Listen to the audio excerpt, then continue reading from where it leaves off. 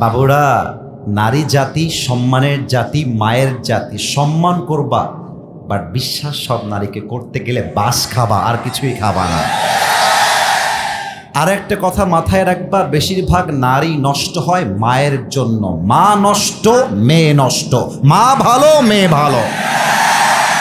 যত মেয়ে নষ্ট হয় দেখবা খবর নিয়ে ওর মাও নষ্টা, মেয়েও হয়েছে নষ্টা, ঠিক কিনা বলো? আর নারীরা মিথ্যা বলতে পারে খুব সাজিয়ে, আমি তোমাকে ছাড়া বাঁচবো না, তোমাকে ছাড়া আমি মরে যাব। আরে বাবু, दाल में कुछ काला तो जरूर है, धोखे में पड़ना नहीं है, ये जिंदगी अपना जिंदगी है, किसी लड़की के लिए अपनी जिंदगी बर्बाद हो जाएगा ये तो नहीं हो सकता मेरे दोस्त। একটা মেয়ে ধোকা দিয়েছে মানেই যে আমি বেকা হয়ে যাব? নো। আরে ওর জন্য একটা বিয়ে জায়েজ, আমার জন্য 4টা বিয়ে জায়েজ। ও একটা করবে, আমি 4টা করে দেখায় দিব, পরও টাইম নাই। আর একটা কথা মাথায় রাখবা, এটা আমি বলে শেষ করতে চাই যাতে করে তোমরা মনটা হারিয়ে না ফেলো। মাথায় রাখবা, নারী জাতি অলওয়েজ বেটার অপশন খুঁজতে যায়, এবং যেই নারী পরকীয়ায় আসক্ত, ওই নারীর সঙ্গে আর যাই হোক সংসার করা যায় না যুবক ভাইরা আমার। আল্লাহ বলছেন, হে মানুষেরা, তোমরা আল্লাহর ইবাদত করো, যিনি তোমাকেও সৃষ্টি করেছেন, তোমার পূর্বে সবাইকে তিনি সৃষ্টি করেছেন। কেন তোমরা আল্লাহর ইবাদত করবা? লাআল্লাকুম তাত্তাকুন, so you may become righteous person in this world, যাতে করে তোমরা আল্লাহর ভয় অর্জন করতে পারো। এই আয়াতটা নাজিল করেছে একজন, আওয়াজ দিয়ে বলেন সবাই, তিনি কে? আজকের তাফসির নিয়ে একটা কথা এটা বলবো, আজকের ওয়াজ যে শুনবে শেষ পর্যন্ত, সেই বান্দা আল্লাহর সবচেয়ে কাছের বন্ধু হয়ে যাবে। সুবহানাল্লাহ পড়বেন না আপনারা? আচ্ছা, আমরা সবাই আল্লাহর বন্ধু হতে চাই কি চাই না? চাই কি চাই না? চাই কি চাই না? আচ্ছা, আমার দিকে একবার তাকান তো, এটা আমার মুখে কি? একটু জোরে না বললে বুঝি কেমন? এটার নাম কি? প্রথম কথা মাথায় রাখবেন, আল্লাহর বন্ধু হতে চাইলে আগের নবীর বন্ধু হতে হবে। যে নবীকে ভালোবাসতে পারে না, সে আল্লাহকে ভালোবাসতে পারে না, ঠিক কিনা বলো? অনেক সময় দেখবেন অনেক মেয়েরা দাড়ি দেখলে চুলকানি শুরু হয়ে যায়, দাড়িওয়ালা এদের পছন্দ হয় না। আরে যেই মেয়ের দাড়ি পছন্দ না, তার জন্য বিটিএস এর হিজরা ছাড়া সেকেন্ড কোনো অপশন আমাদের কাছে নাই। আরে দাড়ি যার পছন্দ সে আমার বউ হওয়ার যোগ্য, আর দাড়ি যার পছন্দ না সে আমার বাড়ির বউ হওয়ার কোনো যোগ্যতাই তো রাখে না। বাগমারার ভাইরা, আল্লাহকে ভালোবাসতে চাইলে নবীকে ভালোবাসার দরকারটা আছে না নাই? আল্লাহকে যে পাইতে চায়, হযরতকে ভালোবেসে, আরশ কুরসি লৌহ কালম না চাহিতে পেয়েছে সে, ঠিক কিনা বলেন? রসুল নামের রশি ধরে যেতে হবে আল্লাহর ঘরে, নদী তরঙ্গে কে পড়েছে ভাই দরিয়াতে সে, আপনি মেশে হযরতের অনুসরণে, আরশ কুরসি লৌহ কালম না চাহিতে পেয়েছে সে। সুবহানাল্লাহ পড়েন না সবাই? अगर अल्लाह मिला तो सब कुछ मिला, अल्लाह ना मिला तो कुछ भी ना मिला। যে আল্লাহকে পেল দুনিয়ার কিছুই পেল না, তবুও সে সব পেল। আর যে আল্লাহকে পেল না আর দুনিয়া যা হয়ে যাক, আল্লাহ ভরসা, আল্লাহর উপরেই আমার ধৈর্য, তার সঙ্গে বান্দার সম্পর্ক কেমন হয় আল্লাহ? 3 নাম্বার। 4 নাম্বার, যে গুনাহ করে তার সঙ্গে আল্লাহর সম্পর্ক কেমন? 5 নাম্বার, কিয়ামতের কঠিন দিনে বান্দার সাথে আল্লাহর সম্পর্ক কেমন হবে? এই হচ্ছে 5টা পয়েন্ট। পড়েন সবাই সুবহানাল্লাহ। এবার আসুন প্রথম পয়েন্টে যাই। বলেন তো বাংলাদেশের রাজধানীর নাম কি? ওয়াজ শুরু হলো কেবল, বলেন সবাই বাংলাদেশের রাজধানীর নাম কি? আমার বাগমারার ভাইয়ারা, ঢাকার শুরুতে একটা জেলা আছে, নাম হচ্ছে গাজীপুর। নাম কি শুনেছেন? নাম কি জানা আছে নাকি নাই? গাজীপুর যখন যাবেন বাস দিয়ে যাচ্ছেন, দেখবেন ডানে বিশাল বড় বড় গার্মেন্টস, বিশাল বড় বড় ফ্যাক্টরি কোম্পানি, বিশাল বড় বড়। আচ্ছা সাভার বিশাল বড় বড় কোম্পানি।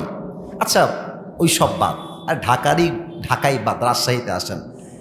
রাজশাহীতে আইবাদ নাম শুনছেন? একটু জোরে বলেন, শুনছেন না? আইবাদের দেখবেন সাথেই এক বিশাল বড় বিল্ডিং কোম্পানি হয়েছে, দেখেছেন সবাই? মনে করেন যে ওই কোম্পানির মালিক হচ্ছি আমি, আসিফ হুজুর, এক্সাম্পল, উদাহরণ। যদিও বা সেই জায়গাটা ইলন মাস্ক নিয়েছে কয়েক বছরের জন্য লিজ হিসেবে, তো আমি হলাম ওই জায়গার মালিক। আমার কর্মী আছে প্রায় 1 থেকে 2,000, তাদের খাওয়া আমি দেই, থাকার জায়গা আমি দিয়েছি, বেতনও আমি দেই। এখন বলেন তো, আমি যেহেতু বেতন দেই, এই কথা মনোযোগ দিতে হবে, না বুঝবেন না, কিন্তু কথা বুঝতে হবে। বেতন আমি দেই, খাওয়া আমি দেই, থাকার জায়গা আমি দেই, তাহলে কি ওরা বস হবে না আমি বস হব? একটু বলেন, ওরা না আমি? আমি বস হব। কেন? আমি বেতন দিচ্ছি, আমি খাওয়াচ্ছি, আমি জায়গা দিয়েছি। এক্সাম্পল, আল্লাহ বলছে বান্দা, তোরে তোর মায়ের পেটে সামান্য একটা স্পার্ম থেকে, বীর্যপাত থেকে তোকে এত বড় মানুষ করলাম, রিজিক দিলাম, হায়াত দিলাম, সম্মান দিলাম, বাড়ি দিলাম, গাড়ি দিলাম, খাবার দিলাম, বউ দিলাম, বাচ্চা দিলাম, নাক দিলাম, চোখ দিলাম, হাত দিলাম, পা দিলাম, সব দিলাম আমি। তো আমি যদি তোর আল্লাহ না হই, আমি যদি তোর রব না হই, রবটা হবে কে? ঠিক কিনা বলে? তাহলে এবার বলেন তো, আমাদের সকলের রব একজন, তিনি কে? আল্লাহ আমার রব। বাগমারার ভাইরা খুব আপনারা ফ্রি মানুষ, খুব ভালো লাগছে। আর একবার গানটা গাই আমরা, আল্লাহ আমার রব, দমে দমে তনু মনে তারি অনুভব, তোমার দুনিয়াতে আমি যেদিকে তাকাই, অথই নিয়ামতে ডুবে আছি সবাই। পাখপাখালির কণ্ঠে শুনি তসবি কল রব, তসবি কল রব। একবার পড়েন না, আল্লাহ আমার রব, দমে দমে তনু মনে তারি অনুভব। রবকে? তাহলে আমরা যে আল্লাহরই বান্দা, কোনো সন্দেহ আছে আর কারো? আরে কথা কন আছে? আপনি যদি আপনার বাপকে বাদ দিয়ে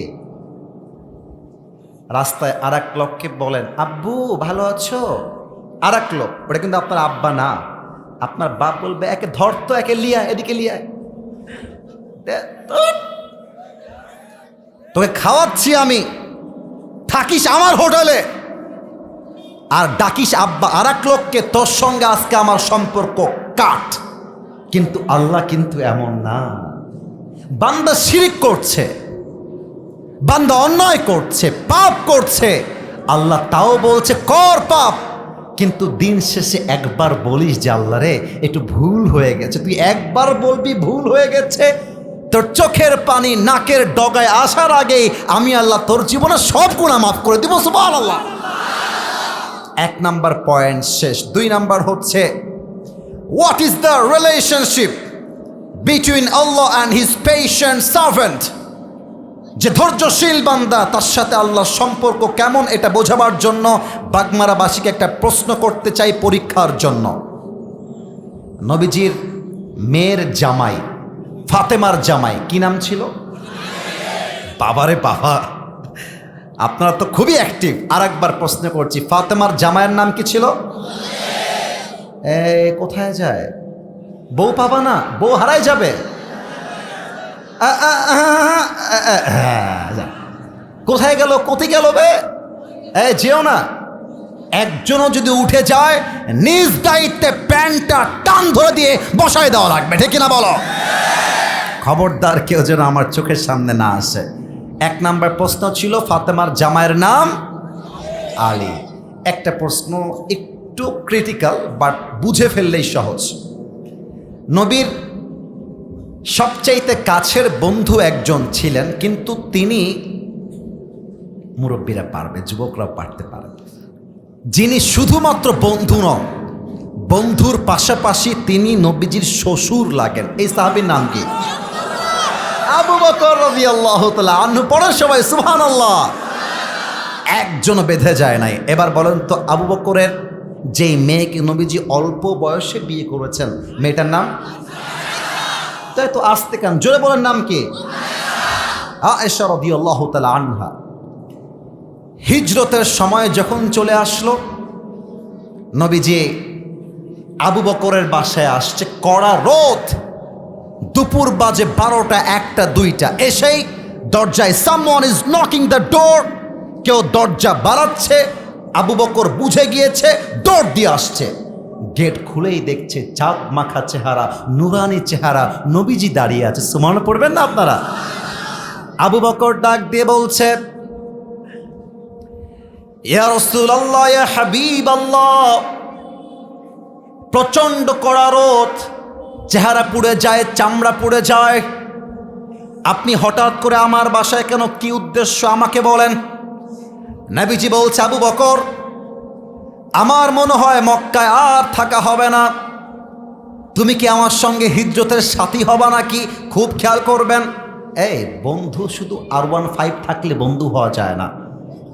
বন্ধু হয় সে যে বিপদে হাতটা শক্ত করে ধরে আর বলে, বন্ধু বাঁচলে একসঙ্গে বাঁচবো, মরলে আমরা একসঙ্গেই মরবো, এটার নামই তো বন্ধুত্ব, ঠিক কিনা বলো? আবু বকর বলছে, ইয়া রাসূলুল্লাহ, আপনি কি বললেন? খালি মক্কা ছাড়বো আপনার জন্য? না না, আরে যদি জীবন দেওয়ার প্রশ্ন আসে, আবু বকর তার বুকের তাজা রক্ত দিয়ে আপনার জীবন রক্ষা করবে। সুবহানাল্লাহ পড়ে। নবীজি বলছেন, তাহলে একটা কথা মাথায় রাখবা, আজ রাতে হয়তো বা আমি বের হব, অমুক জায়গায় অপেক্ষা করবা, ঠিক আছে? যা বলবেন তাই। আল্লাহু আকবার। কাকে বলে বান্দা আর আল্লাহর সম্পর্ক? আমি এই হাদিসটা বলতে গিয়ে একদিন চোখের পানি ছেড়েই কান্না করছিলাম, যে বান্দা যদি ধৈর্যশীল হতে পারে, বান্দা যদি বিপদে ভরসা করতে পারে, আল্লাহ বলছে, বান্দা পুরো দুনিয়া তোকে ডুবাতে চাইবে, বাট আমি আল্লাহ তোর পক্ষে আছি, কেউ তোর একটা চুল বাঁকা করতে পারবে না, ঠিক কিনা বলে? আবু বকর দাঁড়িয়ে আছে, নবীজি চলে আসছে। আবু বকর বলছে, ইয়া রাসূলুল্লাহ, একটা কথা বলছি, একটু বুঝবেন। বলো আবু বকর, কি বলবা? বলছে, ডান দিকে মদিনা, বাম দিকে গারে সৌর, গুহা। আমার মনে হয় আমরা আগে গিয়ে গুহায় অবস্থান নেই, কয়েকদিন থাকি, খোঁজাখুঁজি বন্ধ হয়ে গেলে আবার আমরা বের হয়ে মদিনায় চলে যাব। নবী, আপনার প্ল্যানটা কি পছন্দ হয়েছে?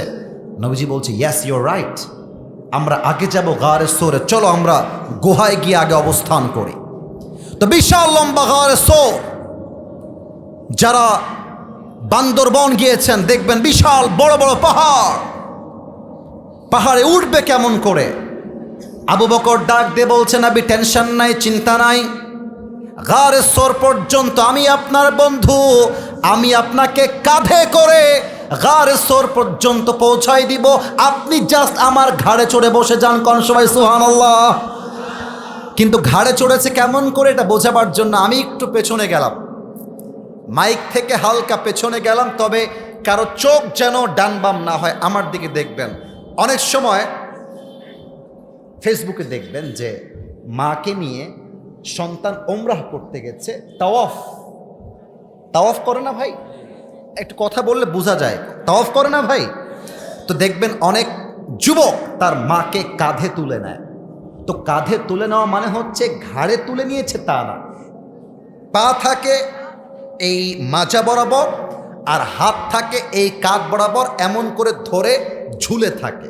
তো নবীজি কাঁধে ওঠেন নাই, ইট শুড বি ক্লিয়ার, যেন বোঝা যায়, তাই বলছি, নবীজি ঘাড়ে ওঠেন নাই, নবীজির হাত এই ঘাড়ে এভাবে দেওয়া আছে আর পাটা ঠিক মাজা বরাবর বের হয়ে আছে। আবু বকর উঠছে তো উঠছে, উঠছে তো উঠছে, পায়ে ফোঁসা পড়ে গেছে, তবু একটা মুহূর্তের জন্য নবীর ভালোবাসার খাতিরে উফ শব্দটা পর্যন্ত করে নাই। সুবহানাল্লাহ পড়ে। যখন গুহার কাছে পৌঁছে গিয়েছে, এবার ঘটেছে আসল ঘটনা। গুহায় গিয়ে দেখছে পুরো গুহাটাই পোকা মাকড় দিয়ে ভরা। গুহার চতুর্পাশে এই ছেলে পেলে বাবুরা কথা বলো না, শোনো, না না ধমক দেবেন না, কেউ ধমক দেবেন না। যদি তোমার খুবই আর্জেন্ট হয়, আমি কিন্তু সব বুঝি, তোমাদেরকে বুঝি বলেই তো আমি আসিফ হুজুর, এটা বুঝতে হবে। যদি খুবই আর্জেন্ট প্রয়োজন হয়, খুব লুকিয়ে বের হয়ে যাবা, যেন কেউ দেখতেও না পায়। তবে যাবো কি যাব না, যাবো কি যাব না, এটা করা যাবে না। আমার কথা ভালোবাসার জায়গায় ভালোবাসা, আদবের জায়গায় আদব। আবার কবে দেখা হবে আমরা জানি না, বাগমারায় আর মাহফিল আছে কিনা তাও আমি জানি না। আরে মাথায় রাখতে হবে, আজকের মাহফিল আজকেই শেষ নয়, এটা পুরো বাংলাদেশ ব্যাপী ঐতিহাসিক মাহফিল হয়ে থেকে যাবে, ঠিক কিনা বলে? গুহায় ঢুকে আবু বকর সব পোকা মাকড় ফেলে দিয়েছে। এবার দেখেন গুহার যে মুখ, কেমনে বোঝাই, এই স্টেজের এই যে আমার উপরে সামিয়ানা দেখা যায় ভাইয়েরা, এদিকে কথা এদিকে আওয়াজ নাই, দেখা যায় এই যে স্টেজ, এটা হচ্ছে মনে করেন গুহা। এক্সাম্পল উদাহরণ হিসেবে বলছি, তো গুহার বাম দিকে একটা ফোঁটা, পেছনে একটা ফোঁটা, এই দিকে একটা ফোঁটা, এই দিকে একটা ফোঁটা। আবু বকর পেরেশান হয়ে গেছে, এতগুলো ফুটা বন্ধ করব কেমন করে। একটা পর্যায়ে তিনি জুব্বা খুলে ফেলেছেন, আর একটা পর্যায়ে পাগড়ি খুলে ফেলেছেন। তবুও নবীর সেফটিতে সমস্যা হবে, আবু বকর একটা মুহূর্তের জন্য এটা বরদাস্ত করতে পারে নাই। সুবহানাল্লাহ পড়বেন না আপনারা? ইয়া রাসূলুল্লাহ, গুহায় প্রবেশ করেন। এই গুহা এই মুহূর্তে আপনার জন্য পারফেক্টলি সেফ, কোনো ঝামেলা নাই, আসেন। এবার আমার পা দেখবেন, টেবিল নাই তো পা দেখা যাবে যতটা দেখা যায়। এই পাটা এভাবে বিছাই দিয়েছে, বলছে নবী আপনি নিচে শুবেন না, আপনি আমার কোলে শোন, আমি আপনার মাথায় হাত বুলিয়ে দিই, আপনি ঘুমিয়ে যান। সুবহানাল্লাহ নাই তো? এই এত আস্তে বাগমার লোক সুবহানাল্লাহ কয়, আর একবার পড়েন, একবার সুবহানাল্লাহ পড়বেন, আল্লাহ জমিন থেকে নিয়ে আকাশ পর্যন্ত জান্নাতে একটা প্রাসাদের মালিক বানাই দিবে। এই যে একটা বাড়ির মালিক হয়ে গেলেন, আর একবার পড়েন, জান্নাতে আর এক বাড়ির মালিক হলেন, আর একবার পড়েন সুবহানাল্লাহ। নবীজি একদম আবু বকরের কোলে শুয়ে গেছে, আর ওই যে গুহায় একটা ফুটা বাকি আছে, ওই ফুটায় পাটা এমন করে দিয়েছে। এক্স্যাক্টলি আফটার সামটাইমস, অল্প সময় পরে সাপ এসেছে গুহায়, দেখছে গুহার মুখটা পা দিয়ে বন্ধ। ঠিক আবু বকরের পায়ের এই জায়গাতে তালুতে কয়েকটা ছোবল দিয়েছে। বিষ যখন লেগেছে,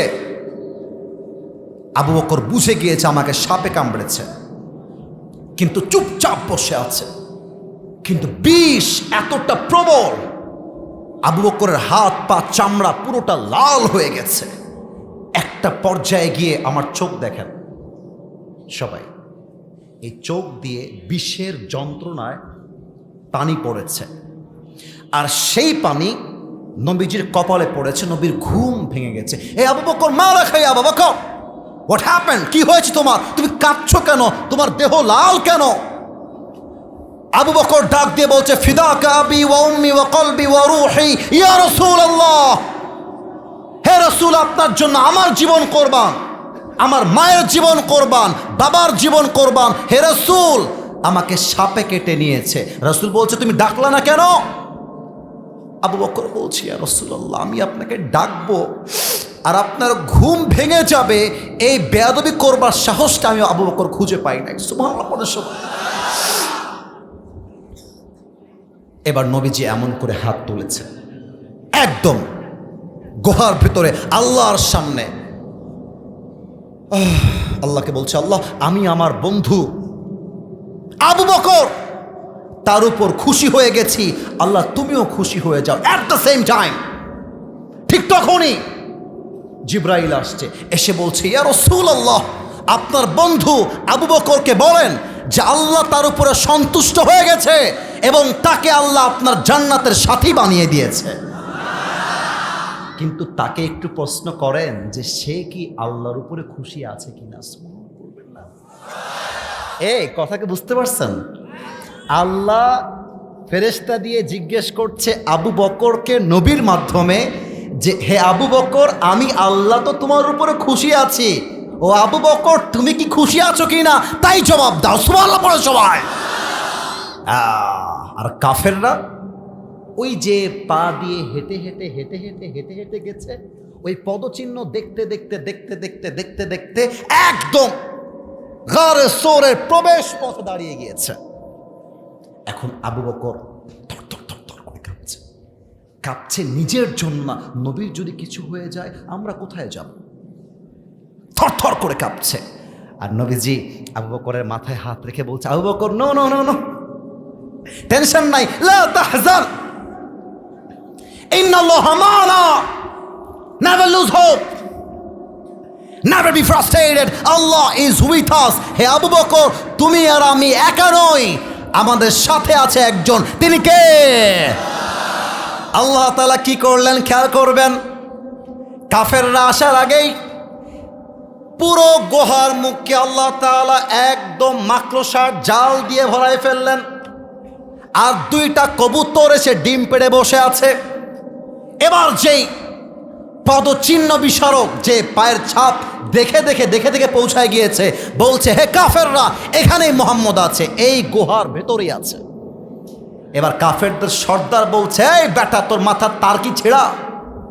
তাকায় দেখ, পুরো গুহার মুখটাই মাকড়সার জাল দিয়ে ভরা, আর এই গুহা তো মুহাম্মদের জন্মের আগ থেকে বন্ধ, কেউ এখানে প্রবেশ করতেই পারে না, বের হ।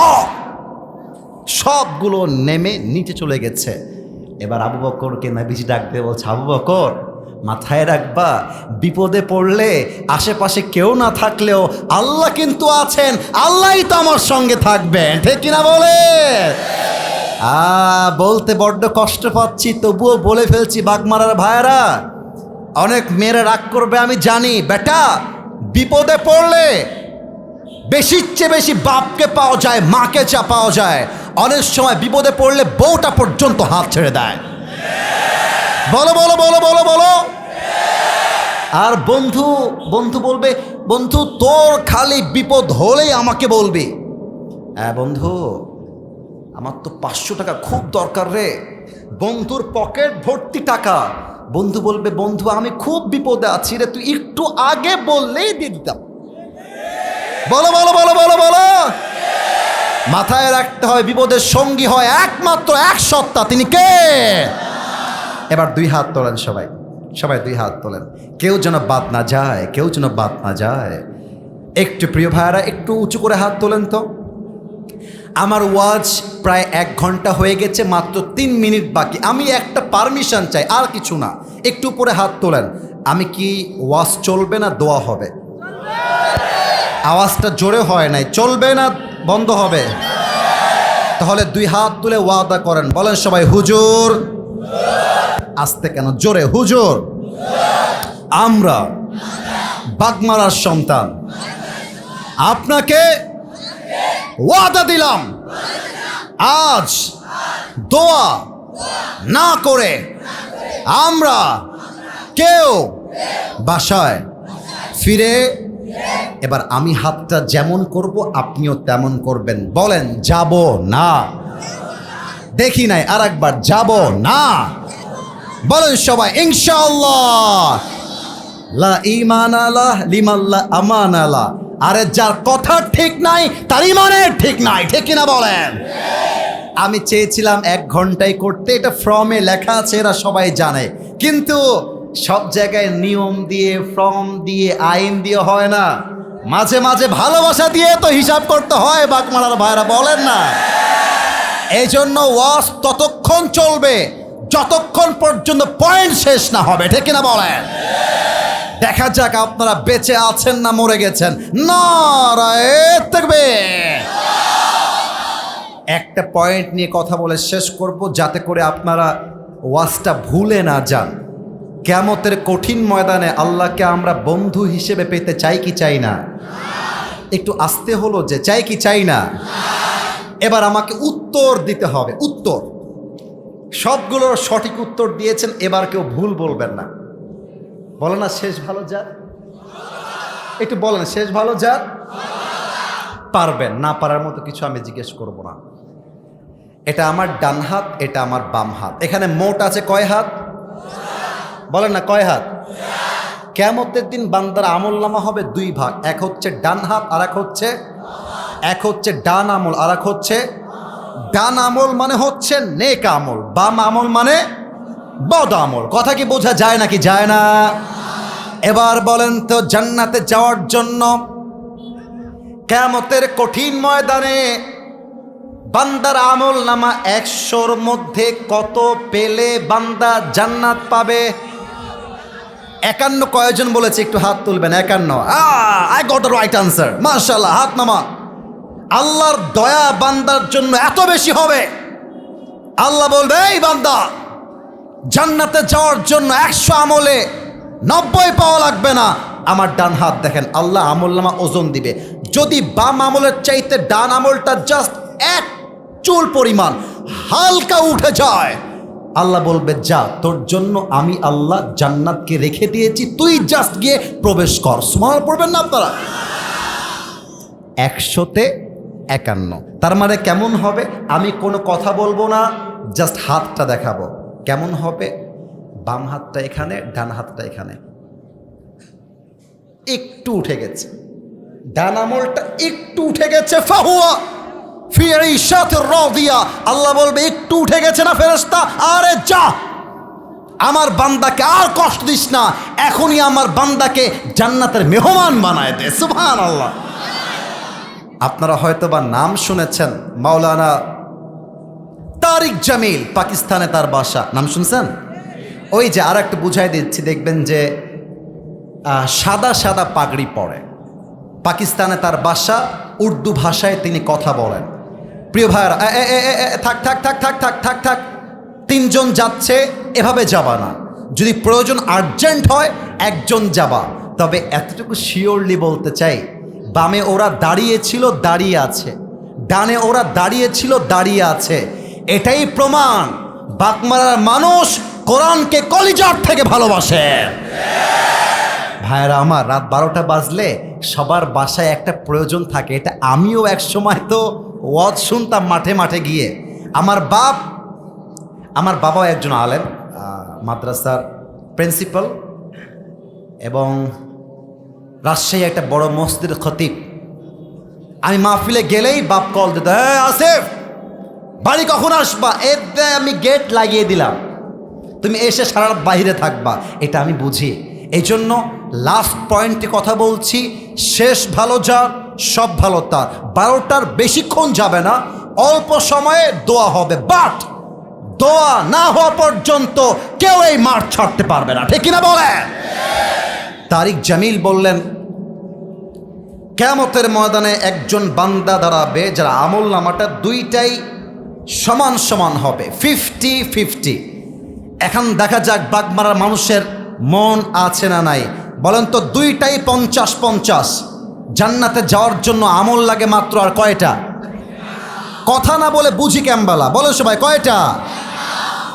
ওই যুবকটা বলবে, টেনশন কি कोई बात ही नहीं है, मेरी माँ यहाँ पर है, मैं अपनी माँ से एक अमल मांगूंगा, मेरी अमल मुझे मिल जाएगा और मैं कन्फर्म जन्नती। কথা কি বোঝা যায় নাকি যায় না বলেন? আম্মা জান, একটা আমল হলেই আপনার সন্তান জান্নাতি হয়ে যাবে, একটা আমল দেন। মা বলবে, কে তোর মা? বের হয়ে যা, আমি তোর মা নই। মা এক মারাত্মক কথা বলবে, মা বলবে, আরে আমার তো স্বামী ছিল না, সন্তান আসবে কই থেকে, বের হ। যুবকটা অবাক হয়ে যাবে, একটা আমলের জন্য আমার মা আমাকে চিনতে পারছে না। এবার বাপের কাছে আসবে, আব্বা, এই বাচ্চারা, এই বসো, what's the hell you are doing here man? মানা করলাম না একবার যে সময় অল্প আছে, বসে যাও। আর একজনে উঠবা না। 3 জন গেছে, আমি কিচ্ছু বলি নাই। প্রিয় ভাইয়ার আমার, আমি 1 ঘন্টার বেশি ওয়াচ করছি, আপনারা কি রাগ করছেন নাকি আমার উপরে? আরে ভাই, আমি তো চাইলে শেষ করতে পারি, কমিটি আমাকে কিছু বলতে পারবে না, কারণ কমিটি জানে ফর্মে লেখা আছে 1 ঘন্টার বেশি নয়। আমি ওয়াচ করছি কারণ এটা একমাত্র ভালোবাসার, আর কিছু নয় যুবক ভাইরা, ঠিক কিনা বলো? একটা পিচ্ছিও যেন আর না ওঠে। আমি এটা শেষ হাদিস, এটা বলে দোয়ার দিকে যাব। খবরদার, তাকবীর দেন, নারায়ে তাকবীর।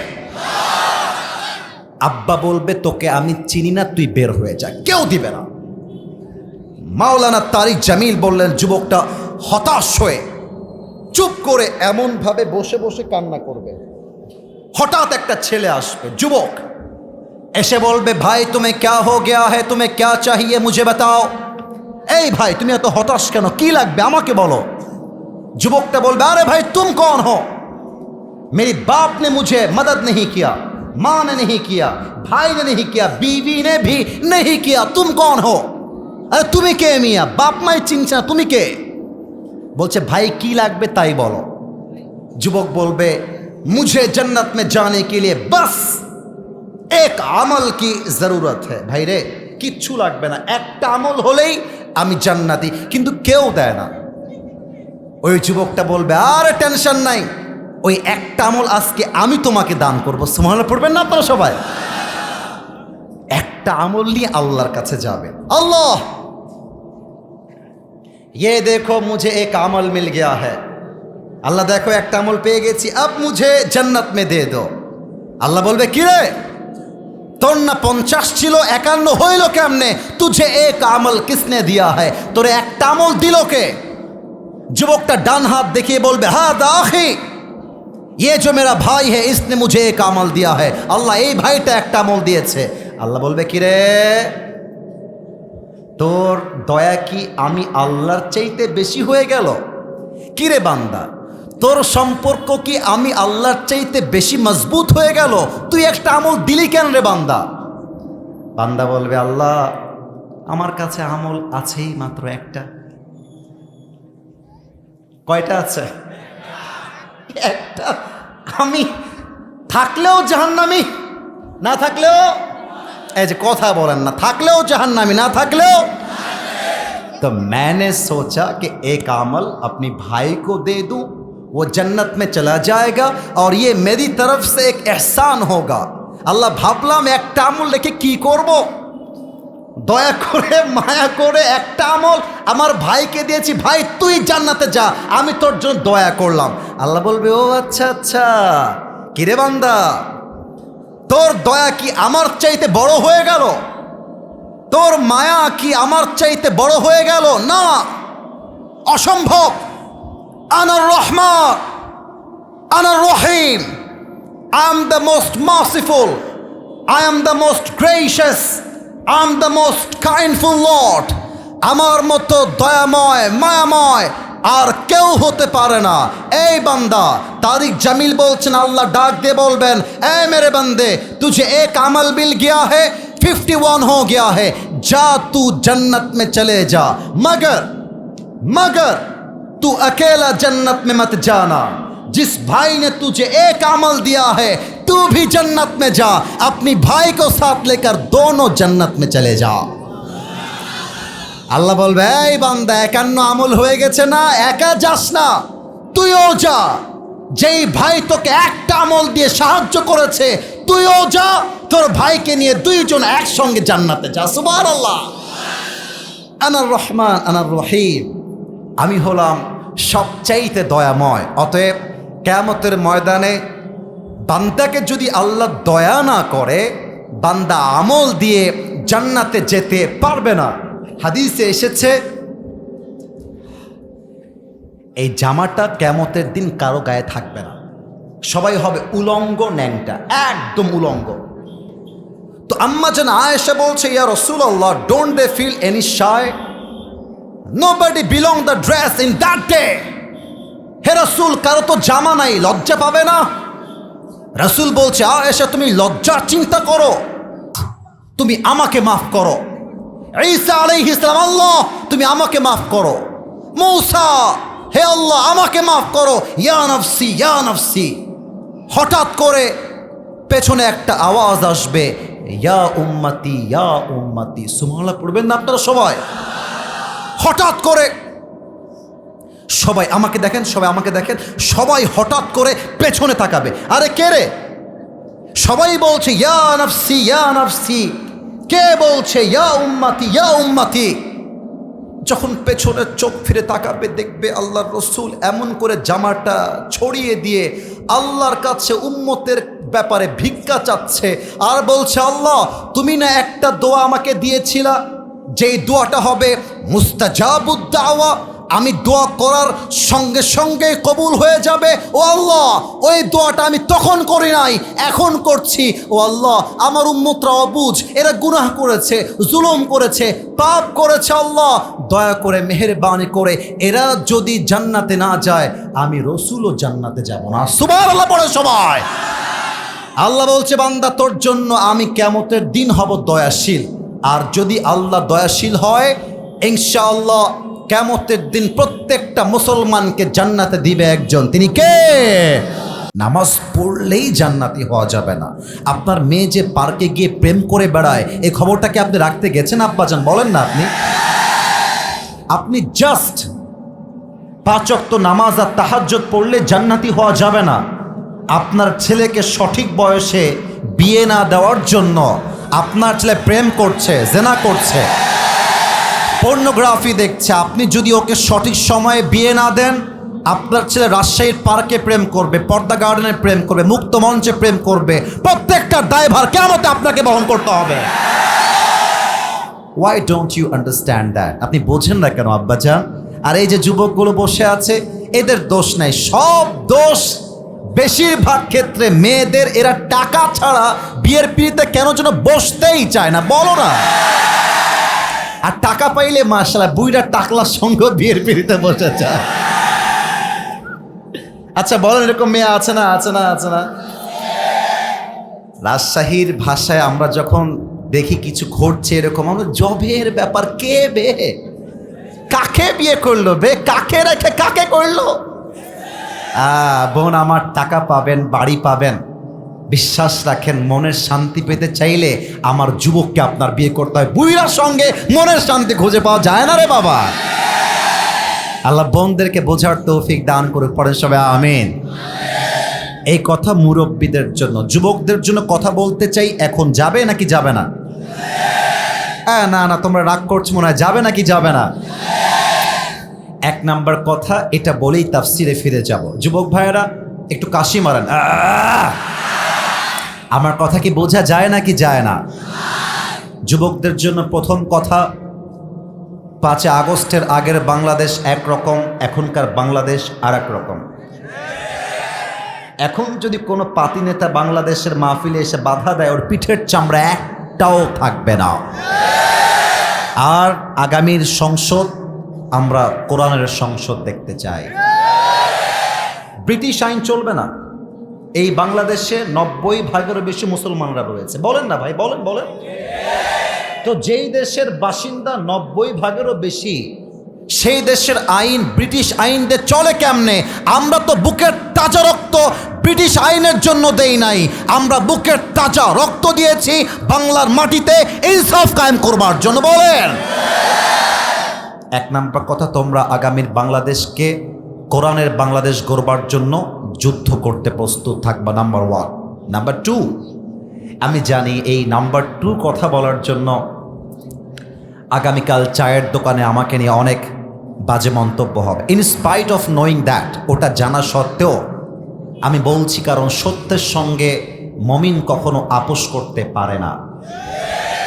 দেখা যাক আপনারা আমাকে ঠিক কেমনে বলেন, ঠিকের আওয়াজই বলবে আপনারা কি আমার সঙ্গে দ্বিমত না একমত। আমরা বিগত দিনে নারীদেরকে প্রধানমন্ত্রী ক্ষমতার চেয়ারে দেখেছি, বাট আগামীর বাংলাদেশে কোনো নারীকে ক্ষমতার চেয়ারে বাংলার মুসলমান চুল পরিমাণ বরদাস্ত করতে পারবে না। কোনো নারীকে আমরা দেখতে চাই না ক্ষমতায়। যত সব ফিতনার মূল এই নারীরাই, সব নারীরা মায়ের জাত। আমি ডিসরেসপেক্ট দিয়ে কথা বলি নাই। দেখো না সালমান শাহের দিকে তাকাও, মারছে কে? ওর বউ তারে মারছে।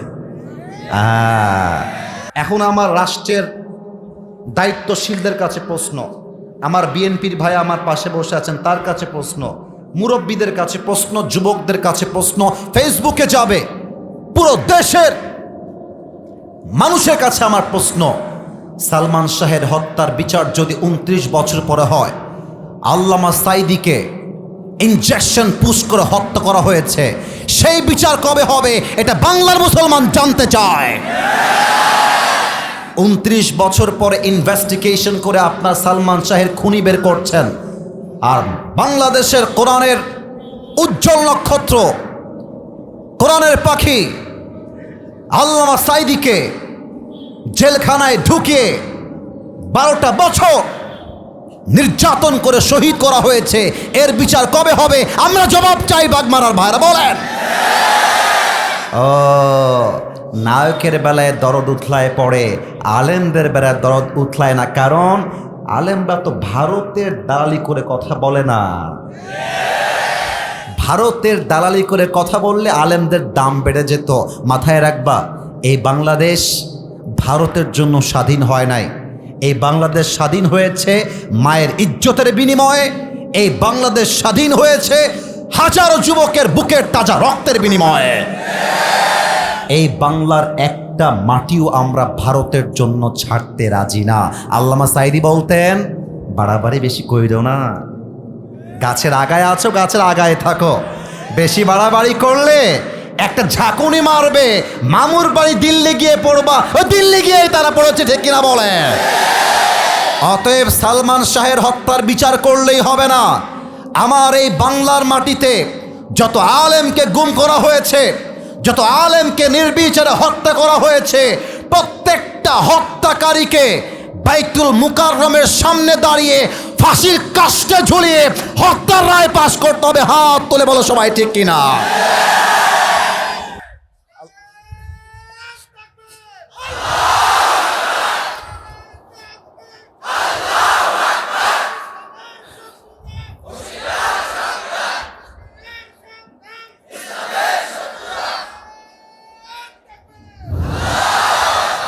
আল্লাহ যেন এই স্লোগান কবুল করে, পড়েন সবাই আমিন। আপনাদের বউ আছে কার কার? একটু হাত তোলেন তো, বউ থাকলে হাত তুলবেন। আচ্ছা, এত জনের বউ আছে, বাবারে বাবা হাত নামান। এবার যারা কপাল পোড়া হতভাগা, ইন্না লিল্লাহ, তোমরা সবাই সিঙ্গেল নাকি? তোমাদের বউ নাই? এ আমি বিশ্বাস করি না। আল্লাহ সবাইকে দিনদার নেককার বউ দিয়ে দিক, পড়েন সবাই আমিন। শীতকালে যার বউ নাই তার জীবনে কিছু নাই, যুবক ভাইরা বলো না, সবাই বলো। এবারে সংগ্রাম, বিয়ের সংগ্রাম, এবারে সংগ্রাম চরিত্র রক্ষার সংগ্রাম, এবারে সংগ্রাম ব্রেকআপ করার সংগ্রাম, এবারে সংগ্রাম হারামকে ছেড়ে হালাল ধরবার সংগ্রাম। R15 দিয়ে যুবকদের মন খুশি হবে না, আইফোন দিয়ে মন খুশি হবে না। মন খুশি করতে চাইলে প্রত্যেকটা যুবকের ঘরে বউ লাগবে, আর কিছুই লাগবে না। আব্বা একটু বুঝেন, আল্লাহ বাবাকে বোঝার তৌফিক দান করে, পড়েন সবাই আমিন। একটু মজা করলাম, সব কথাই বললাম, রাগ করবেন না। আমরা এখন তাকবীর দিয়ে তাফসিরে ঢুকে যাব। প্রথম তাকবীর দিবেন আমার প্রিয় বিবাহিত ভাইয়েরা। বিবাহিত ভাই যারা এসেছেন না, বিবাহিত ভাইরা একটু কাশি দেন দেখি, দেখা যাক কে কত নাম্বার পায়। বিবাহিত ভাইরা তাকবীর দেবেন। এই সিঙ্গেল, তোমরা no sound, you just have to keep quiet, চুপ থাকো, তোমাদের time it's coming, very soon it's coming, একটু সময় নাও। বিবাহিত ভাইরা নারে তাকবীর। আপনারা নাম্বার পেয়েছেন 65। এবার সিঙ্গেলদের পালা। সিঙ্গেলরা একটা কাশি মারো। আব্বা জান, আমি কিন্তু ভুলভাল নাম্বার দিব না, দেখা যাক কারা জিতে। সিঙ্গেলদের পালা। বিবাহিত ভাইরা গলায় তালা মারতে হবে। সিঙ্গেলরা তাকবীর দাও, লিল্লাহি তাকবীর। বিবাহিত ভাইরা আমাকে মাফ করে দিবেন। আজকে আমার সিঙ্গেল ভাইয়ারা 90 নাম্বার পেয়ে পাস করেছে, ঠিক কিনা? আর কোনো ভাগাভাগি নেই। শেষ তাকবীর এমন জোরে দিবেন আমি আসিফ হুজুর স্টেজ ভেঙ্গে উল্টে নিচের দিকে পড়ে যাব। দেখা যাক, সবাই একটা কাশি দেন, ভাগাভাগি নাই সবাই। আর একবার দেখা যাক আমরা সবাই কাপুরুষ না বীর পুরুষ। নারায়ে তাকবীর। আল কোরআনের আলো ঘরে ঘরে না সংসদে জালো। ওকে, লেটস রিপিট अगेन। আল কোরআনের আলো, আল হাদিসের আলো, কোরআন হাদিস যেখানে, আলেম ওলামা যেখানে, রাজশাহীবাসী যেখানে, বাগমারাবাসী যেখানে, আল্লাহ যেন কবুল করে। পড়েন সবাই আমিন। এখন তাফসীর শুরু হবে। কেউ যদি উঠে যায় ওর লুঙ্গিটা টান দিয়ে ধরে বসায় দিবে, তবে লুঙ্গি যেন খুলে না যায়। আপনারা কি যাবেন না থাকবেন? থাকবো, আওয়াজ আসে নাই। যাবেন না থাকবেন? আর যে উঠে যাবে সে বউ পাবে না। সিদ্ধান্ত আপনার। আপনারা কি বউ চাই নাকি চাই না? আরে যার আছে তার না, যার নাই তার। আপনার একটা বউ, এইটাই এনাফ। বাংলাদেশের প্রেক্ষাপটে এক বউ সহ্য করা যায় না। মানুষ দ্বিতীয় বিয়ে করে কেমন করে, ঠিক কিনা বলো? আচ্ছা, কেউ যেন উঠে না যায়। আমি তাফসীরের মূল আলোচ্য বিষয়টাকে আগে হাইলাইট করে দেই। তাই বাগমারার ভাইয়েরা আমাকে একটা ভালোবেসে উত্তর দেন। আমার কথা বুঝতে কোনো সমস্যা হচ্ছে না তো? আমার কথা কি বোঝা যায়? আলোচনার বিষয় হচ্ছে আল্লাহ ও বান্দার সম্পর্ক। আমি বললাম, এবার আপনাদের পালা। একটু কাশি দেন। আমি বলবো প্রথম পার্ট, আপনারা বলবেন সেকেন্ড পার্ট। আমি আর একটু সহজ করে দিচ্ছি আর একবার বলে। আজকের আলোচনার মূল তাফসীরের বিষয় হচ্ছে আল্লাহ ও বান্দার সম্পর্ক। এবার প্রথম পার্ট আমি, দ্বিতীয় পার্ট আপনারা। আল্লাহ ও বান্দার, বামে একটু আওয়াজ কম এসেছে, আর একবার বলছি, আল্লাহ ও বান্দার সম্পর্ক। কথা কি বোঝা যায় নাকি যায় না? এই হচ্ছে আলোচনার তাফসীরের মূল বিষয়। এবার আমি এই তাফসীরটাকে হাইলাইট করবার জন্য কোরআন থেকে একটি আয়াত তেলাওয়াত করছি। তেলাওয়াত হচ্ছে কারো মন যেন ডান বামে না যায়। আউযু বিল্লাহি মিনাশ শাইতানির রাজীম। يا أيها الناس اعبدوا ربكم الذي خلقكم والذين من قبلكم لعلكم تتقون. الله أكبر. O mankind, worship your Lord who has created you and those before you.